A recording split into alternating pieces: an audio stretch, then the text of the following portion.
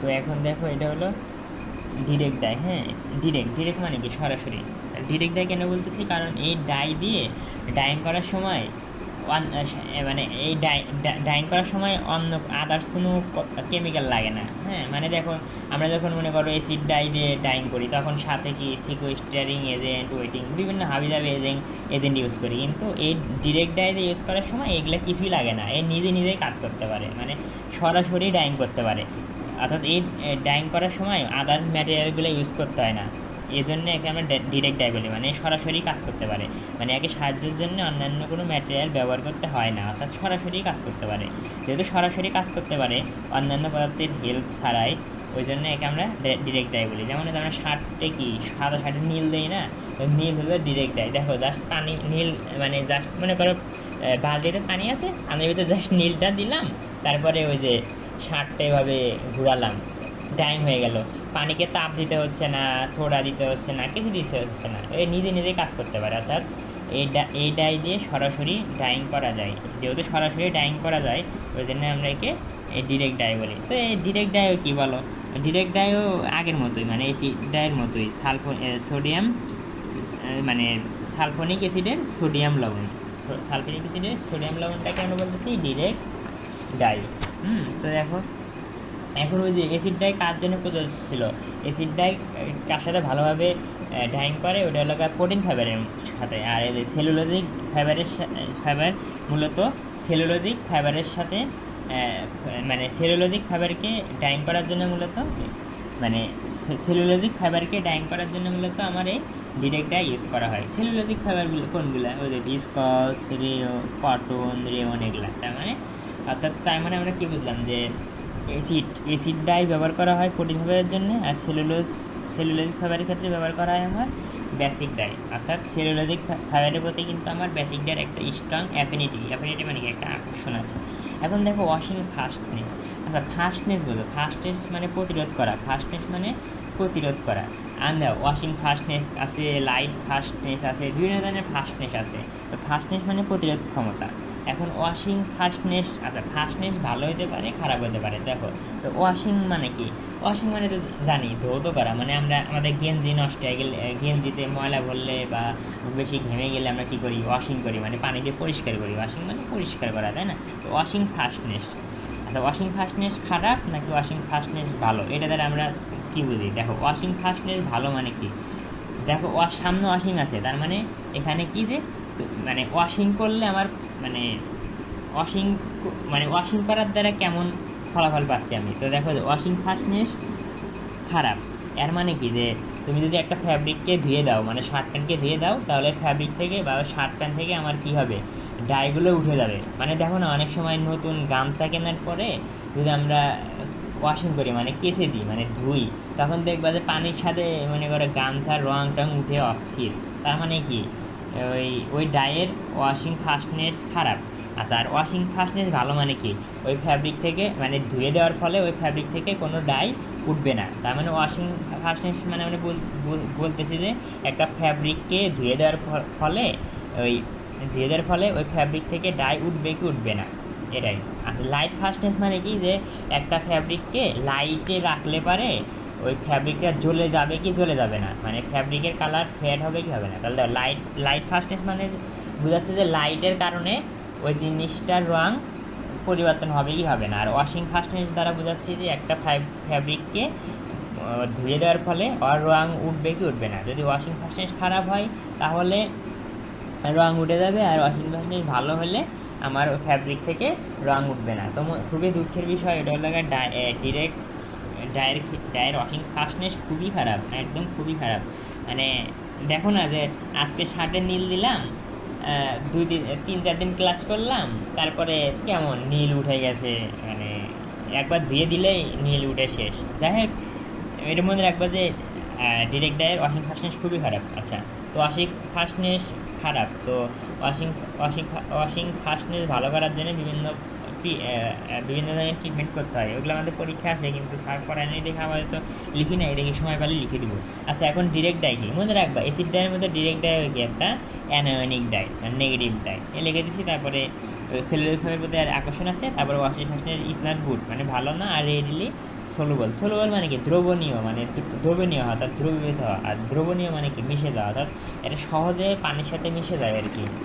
এই তো গেল। এখন তোমাকে বুঝতে হবে লেভেলিং। লেভেলিং, লেভেল মানে কি সমতা, আমরা বলি না লেভেলে আসছে মানে সমতা, মানে সমান সমান। হ্যাঁ, তো লেভেলিং অফ ডাই মানে ডায়ের লেভেলিং জিনিসটাকে আমরা জানি। মনে করো একটা ফ্যাব্রিককে যখন ডাই করি, হ্যাঁ, তখন ফ্যাব্রিকটা কী হয়, সরি ডাই করি তখন ফ্যাব্রিক ডাইটা কী হয়, ফ্যাব্রিকের বিভিন্ন ফ্যাব্রিকের ভিতরে প্রবেশ করে, ফ্যাব্রিকের ভিতরে প্রবেশ করে, তাই না? মনে করো এটা একটা আমার ফ্যাব্রিক, এটা একটা আমার ফ্যাব্রিক। তো এই যে লেবেলিং মানে কি, সকল জায়গায় সমপরিমাণ, মানে প্রত্যেকটা জায়গায় সমপরিমাণ। মনে করো এখানে যদি 2 গ্রাম ডাই প্রবেশ করে, এখানেও 2 গ্রাম ডাই, এখানেও 2 গ্রাম, মানে প্রত্যেকটা জায়গায় সমপরিমাণ ডাই যদি প্রবেশ করে, তখন তাকে বলে আমরা ডায়াল লেবেলিং। মানে ডায়াল লেবেলিং মানে কি, যে ফ্যাব্রিকের প্রতিটা জায়গায় সমপরিমাণ, মানে প্রত্যেকটা জায়গায় সমপরিমাণ ডাই প্রবেশ করবে। মানে মনে করো এখানে যদি 5 গ্রাম ডাই প্রবেশ করে, তাহলে এখানেও 5 গ্রাম, এখানেও 5 গ্রাম, এখানেও, মানে এরকম, মানে প্রত্যেকটা জায়গায় সমান পরিমাণ ডাই প্রবেশ করাকে আমরা বলতেছি হলো তোমার লেবেলিং। হ্যাঁ, আচ্ছা।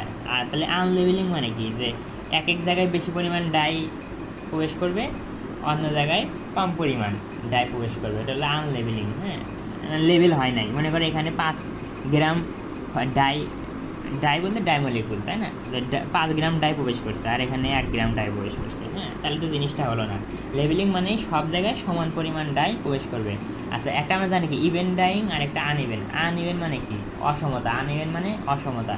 অসমতা কখন হয়, যখন লেবেলিং ঠিক মতো হয় না, যখন লেবেলিং ঠিক মতো হয় না, অর্থাৎ এক এক জায়গায় এক এক পরিমাণ ডাই প্রবেশ করে, তখন হলো তাকে আমরা বলতেছি আনইভেন বা অসম ডাইং। অর্থাৎ এক এক জায়গায় ফ্যাব্রিকের এক এক জায়গায় এক এক পরিমাণ ডাইং প্রবেশ করলে তখন আমরা কী পাই, আনইভেন ডাইং পাই। হ্যাঁ, দেখ লেবেলিং মানে তো বুঝতে পারছো যে সকল জায়গায় সমান পরিমাণ ডাই প্রবেশ করা, আর আমরা ওটাই চাই।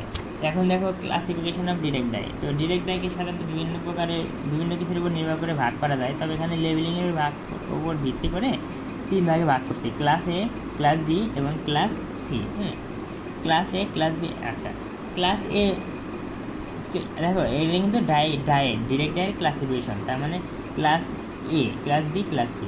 ক্লাস এ এরা কি সেলফ লেবেলিং, ক্লাস বি এরা কি সল্ট কন্ট্রোলেবল, আর ক্লাস সি হলো সল্ট অ্যান্ড টেম্পারেচার কন্ট্রোলেবল। আচ্ছা, আমি একটু পরে বলতেছি। দেখো এখন এক্সজশন, দেখো এক্সজশন কাকে বলে, এটা তো আমি বলছি যে ফ্যাব্রিক, এর আগেও তো তোমরা পড়ছো যে ফাইবারের সারফেস থেকে ফাইবারের ভিতরে ডাইমলিকুলগুলো প্রবেশ করাকে আমরা বলি এক্সজশন। হ্যাঁ, মানে জাস্ট তার মানে কি, যে ফ্যাব্রিকের ভিতরে, মানে ফাইবারের ভিতরে, দেখো ফাইবারের ভিতরে ঢোকা মানে ফ্যাব্রিকের ভিতরে ঢোকা, তার মানে ফাইবারের ভিতরে ডাইমলিকুলগুলো ঢোকাকে আমরা বলতেছি এক্সজশন। তো ক্লাস এ মানে কি, দেখো সেলফ লেবেলিং, তার মানে কি, তো দেখো ক্লাসে কি লেবেলিং, মানে ক্লাসে মানে কি সেলফ লেবেলিং, তার মানে এদের সেলফ মানে কি নিজে, তার মানে নিজেই লেবেল হয়।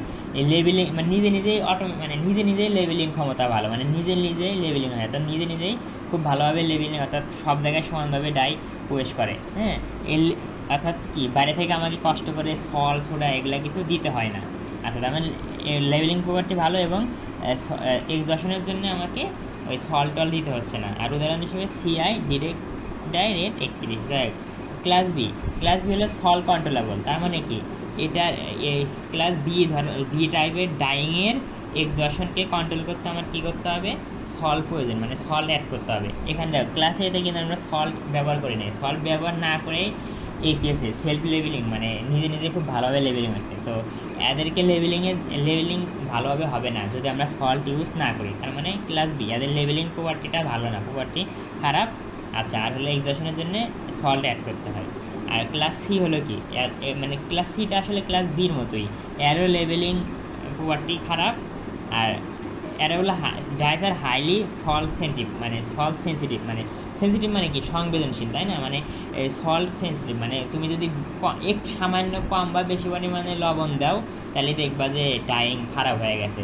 আচ্ছা, আর হলো এক্ষেত্রে কি, দেখো এক্ষেত্রে সল্ট দিলে কিন্তু তোমার এক্সজশনটা ভালো হচ্ছে, অর্থাৎ লেবেলিংটা মোটামুটি ভালো হচ্ছে সল্ট দিলে পারেই।